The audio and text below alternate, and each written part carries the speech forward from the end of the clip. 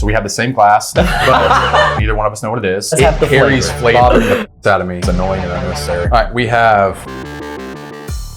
So what does it look like when a beginner goes against a veteran in whiskey tasting? Well, about to find out. All right, so guys, in these videos, again, this is Jordan. So he's kind of on his whiskey journey. I've been tasting for gotta be over 1,500 bourbons or whiskeys. He has a cheat sheet with him, so he's got a flavor wheel, which I would recommend. I still use them sometimes too when I'm really struggling. We're gonna guess what type of whiskey it is, whether it's over or under 6 years, and then try to headshot the proof. So right off the bat, I'm getting on the nose like a deep sweet. Deep sweet. Okay.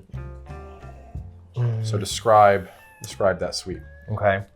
Looking at my cheat sheet here. Is your mouth open when you're nosing? I haven't even Yes. realized. Okay. I haven't been looking at that. The hair can block it. So. Yeah.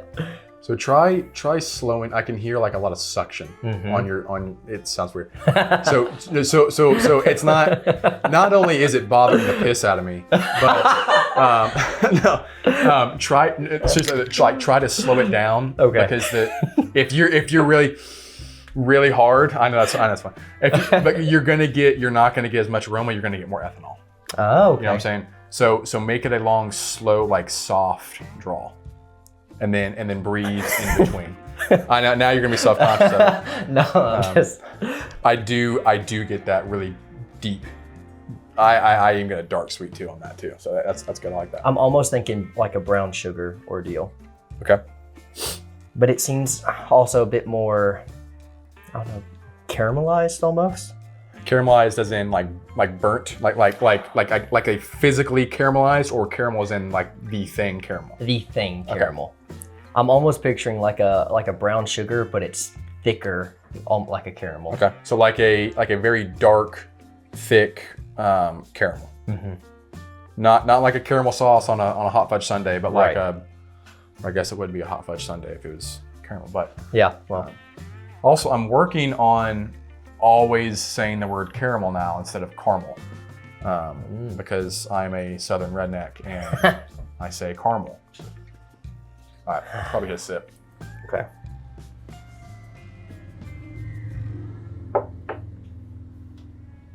Definitely, there's more spice on it, on the palate, mouth palate. I would agree.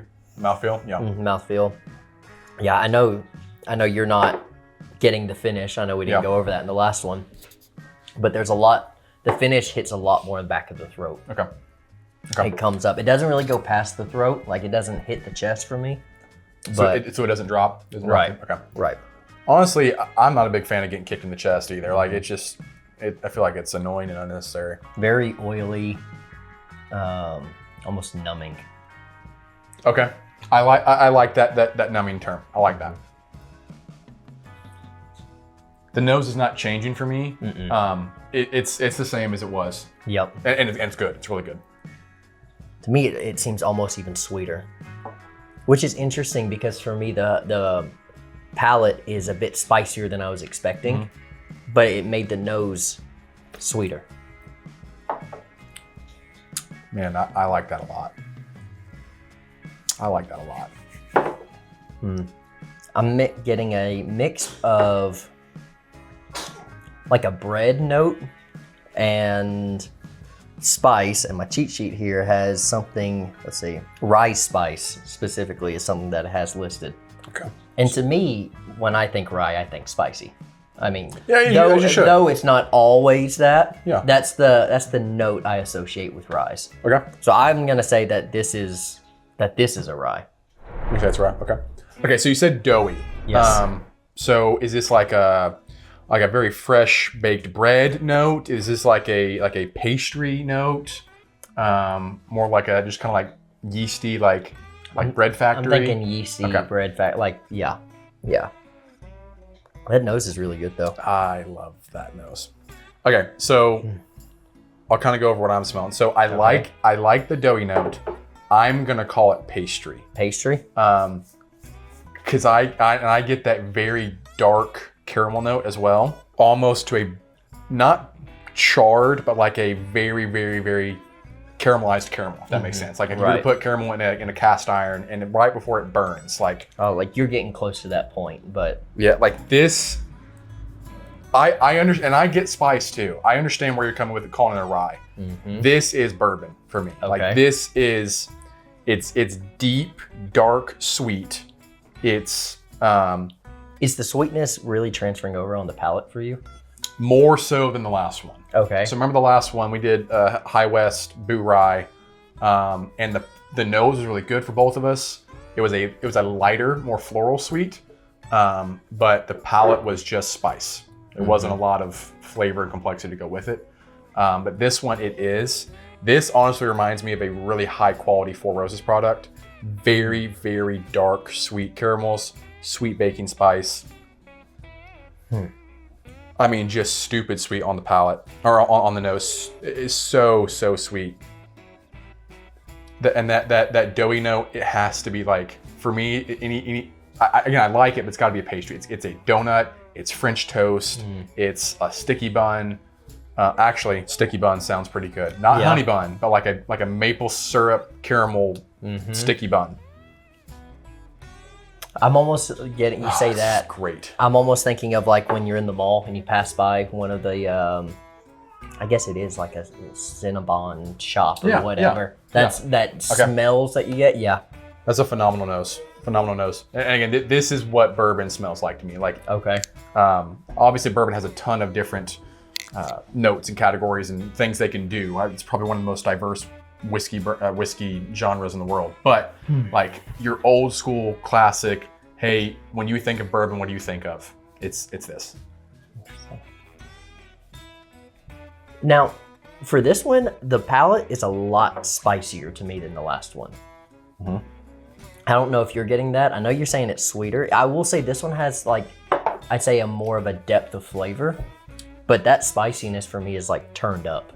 If the last one was like a 6, this is like an 8. So I agree. I think there was a lot more spice there, but it has flavor. Yes, it does have the flavor. It carries flavor way better than that Boo Rye from High West did.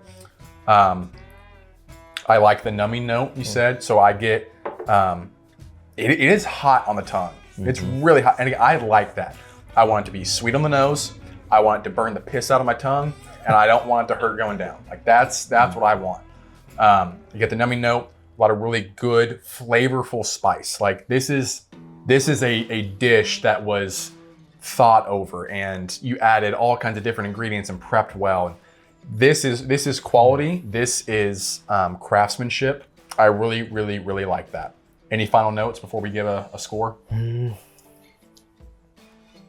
No. I think everything I'm getting, the bread, the pastry, you say pastry, I get that. I'm still at that in between more of a yeast to pastry. Okay. There's definitely sweetness. Palate is still, like I said, that spice, and maybe it's that spice. And in my head, I'm connecting rye and spice, which is probably what I see what you're saying with the nose, because I don't get any spice on the nose, anything like that. Okay. Yeah, I don't. But so here's where what can get you a lot. So first of all, don't confuse proof with spice. Okay. That's a big thing, right? So something can burn the hell out of your tongue. You're like, oh, that means rye. Because rye tastes spicier. So if I gave you 100 proof rye and 100 proof bourbon, usually, not all the time, but just as a general rule of thumb, the rye will taste higher proof.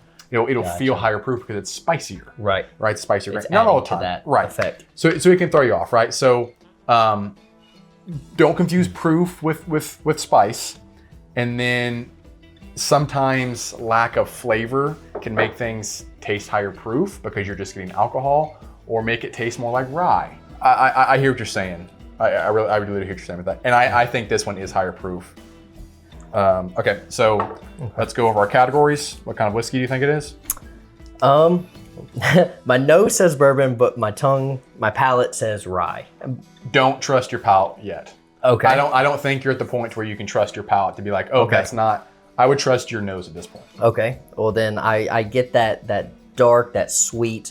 What you say, like that is bourbon to me, that's bourbon. Then. Okay, I would agree. All right, over or under 6 years? I'll say over because it has more, like you mentioned in the last video we did. Yep. The longer, the more those flavors, the caramels that really seeps into it. Definitely getting a more depth of flavor on this one. Okay. So I'll say over 6. Okay. I'm looking at the cheat sheet and I saw the word mocha. Smell it again. So what's another really good tip, smell the empty glass. Like after you're done, there's no ethanol left. Sometimes what I'll do with my tastings, I'll have people wash their hands in it, smell their hands. Because once your hands have dried, there's no ethanol left. So you just get the aroma. Also, it helps cover up any smell that might be on your hands. But an empty glass will give you a really, really good identity of what that drink is. Because it's unadulterated by ethanol. All right, so I would agree, over 6 years old, and then let's go proof. Proof, personally, to not trust my palate of the rye, I'm going to assume that means it's a higher proof. So maybe 110. That's a good conclusion. 110. I'm gonna go 119. 119. All right, and then give it a score. Oh. I love the nose. I love the flavor. Still not a big fan of that super spice, so I'm gonna stay in the 70s range. I'm gonna say the solid 78 though. 78. Okay. I'm gonna go 83. Okay. 83. Okay. All right, we have Heaven Hill Grain to Glass Wheated. Oh, okay. I was actually going to say it was a high rye. It is a bourbon. Okay. It's a bourbon. So it's going to be, if I'm not mistaken, it's going to be the same thing as the Larceny and Old Fitzgerald mash bill. Okay, Heaven Hill Grain to Glass, which this is a really high quality bottle. This is a limited release. What'd you say on proof? You said 110? 110. You're closer than I was. So it's 106.6 proof. It is at least 6 years old. It is what you would call a barely legal bourbon. So it's 52 corn, 35% wheat, 13% malted barley.